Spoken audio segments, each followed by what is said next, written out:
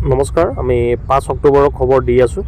9 মাইলৰ এইটো ভিডিঅ'ত দিছিলোঁ অকণমান আগতে, আৰু ৰিজাল্ট এতিয়া আহিছে। কিমান পাছ কৰিছে, কিমান ফেইল কৰিছে মই জনাই আছোঁ। খুব ধুনীয়া ৰাস্তা, সকলো পাছ কৰিব পাৰিবা, খালি ৰৈ নিদিবা, জোতা পৰিধান কৰি ল'বা। দেখিছা চবেই জোতা পিন্ধি ৰানিং কৰিছে। পাকা ৰাস্তাত সদায় আমি জোতা পিন্ধি ৰানিং কৰিব লাগিব।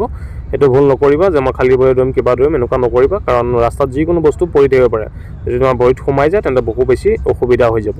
সেইটো কাৰণে জোতা পিন্ধি ল'বা, চেগা জোতা পিন্ধিবা। কম দামতে চেগা জোতা পায়, 450, 400, 500 এনেকুৱাত চেগা জোতা পায়। চেগা জোতাই আমাৰ নৰ্মেল, আমাৰ ৰানিঙৰ কাৰণে চেগা জোতাই ভাল। আমি সেইযোৰ পিন্ধিয়ে যিহেতু ৰানিং কৰোঁ। এতিয়া কথাটো হ'ল কি, কিমান ল'ৰা পাছ কৰিছে কি কথা। এজন আমাৰ প্ৰি মেডিকেল ষ্টুডেণ্ট আছিলে, ফাৰ্ষ্ট গ্ৰুপটো 6:30 মানত দিছে বুলি কৈছে। তাৰ টাইম হৈছে 20 মিনিট 40 ছেকেণ্ড। খুব ধুনীয়া টাইমত সি মাৰিছে।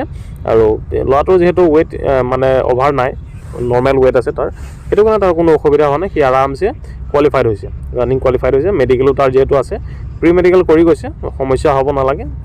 প্ৰি মেডিকেলত যিহেতু সমস্যা থাকিলে আমি দেখাই দিওঁৱেই, তাৰ সমস্যা তেনেকুৱা থাকিব নালাগে। আমি আশা কৰিম তাৰ গোটেইখিনি ক্লিয়াৰ হৈ যাওক।